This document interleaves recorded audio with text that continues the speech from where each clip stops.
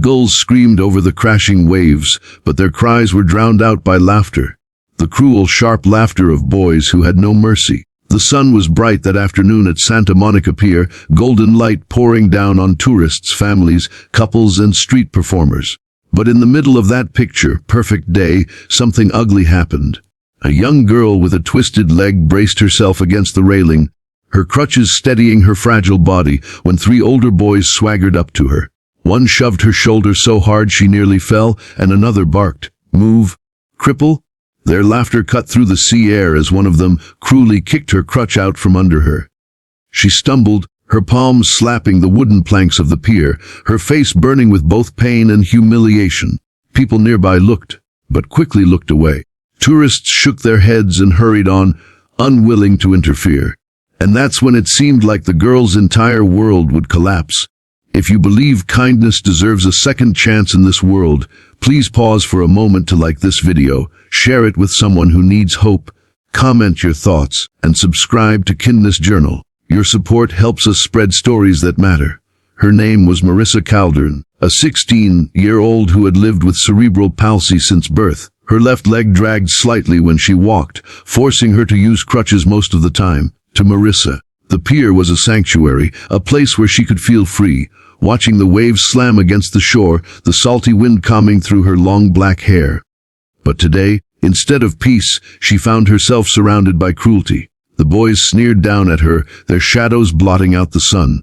"Look at her face," one muttered. "Like she's gonna cry." Another leaned closer, mocking her. "Why'd you even come out here, huh? You're just in the way." Her chest tightened as she tried to grab her crutch, but one boy's sneaker kicked it farther across the pier. The sound of tourists laughing and the Ferris wheel spinning blurred into the background. All she could hear was her own heartbeat pounding in her ears. Marissa bit her lip, refusing to cry in front of them, even though her hands were splintered with small cuts from the rough planks. The humiliation felt unbearable. Her whole life had been filled with stares, whispers, and pity, but this was worse. This was violence dressed as mockery, and as much as she wanted to stand up and scream, her body would not cooperate. Her strength felt too small against their cruelty. People passed by pretending not to see. That was the worst part. Not the pain in her knee or the sting on her palm, but the silence of those who could have helped but didn't. For Marissa, it felt like confirmation that she was truly alone. She thought of her late father, a fisherman who used to bring her to the pier when she was little. He had always told her, "The sea is bigger than your pain, Marissa. When you feel small, just remember the ocean is holding you up." But today, staring at the endless blue horizon, the ocean didn't feel like it was holding her. It felt like it was watching, silent, as she was kicked down. Just when the boys began circling her again, one lifted his phone, smirking. "Hey, let's record this. We'll put it online. People need a laugh." The thought of her pain becoming entertainment for strangers ignited something inside her. She clenched her jaw, her eyes blazing with a spark she didn't even know she had left. But before she could even speak, a sudden sound rumbled from the distance. A low growl, like thunder, rolling closer and closer. Engines, many of them. Heads turned toward the pier entrance as more than a dozen motorcycles emerged into view.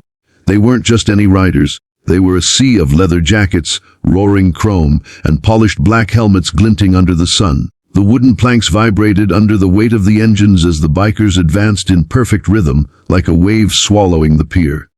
The boys froze, their cocky expressions faltering. At the front rode a towering man with a long gray beard braided neatly, his arms inked with tattoos of anchors and wings. On the back of his jacket, bold letters spelled out, "Steel Guardians MC."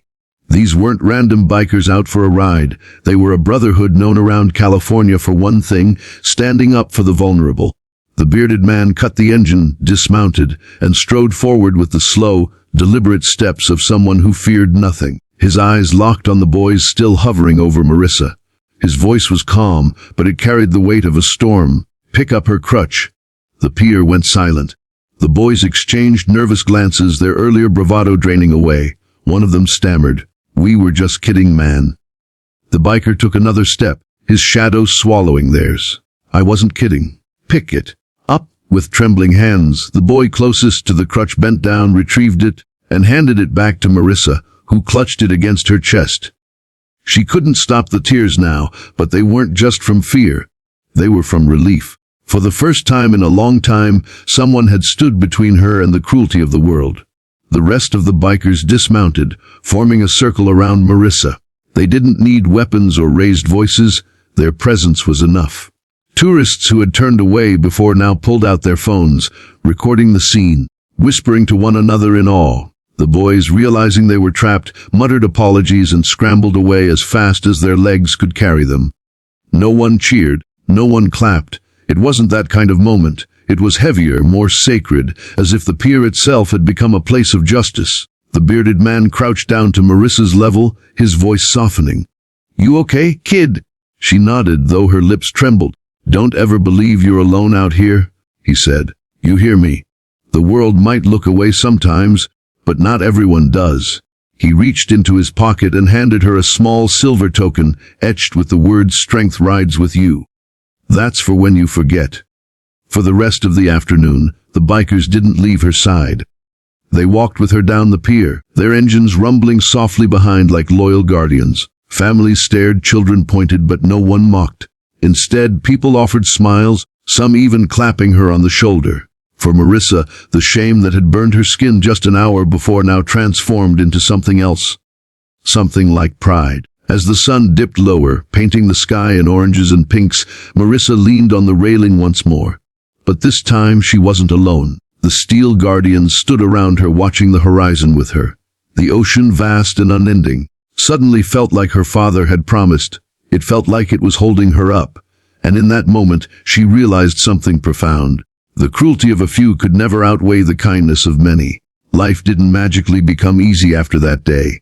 Marissa still faced stares, whispers, and challenges every single morning when she put her crutches under her arms. But now she carried something inside her that she hadn't before. Proof that kindness could be louder than cruelty. That strangers could become protectors. That her story wasn't one of weakness but of resilience. The video captured on the pier that day went viral, viewed by millions. Comments flooded in from people who admitted they had once walked away from situations like that, but promised never to again. Messages of support reached Marissa's small apartment in East Los Angeles, letters arriving from people she'd never met. And through it all, she carried the silver token in her pocket, her fingers brushing over the words whenever she needed strength. Sometimes she returned to the pier, always at sunset, always with the waves crashing below. And every so often, she'd hear the thunder of engines again. The steel guardians never far away. They had become her unexpected family, proof that the world still had protectors in leather and chrome. If this story touched your heart, I invite you to like this video, share it with someone who needs faith in humanity, and subscribe to Kindness Journal. Together, we can keep spreading light where darkness tries to grow. And before we end, I'd love for you to comment below, what does kindness mean to you, and when was the last time you saw it change someone's life? As the last sliver of sun dipped into the Pacific that evening, Marissa stood tall with her crutches, the ocean's roar echoing her heartbeat. The world had tried to break her spirit, but kindness, loud, fearless, and unshakable, had surrounded her like a sea of engines, and that made all the difference.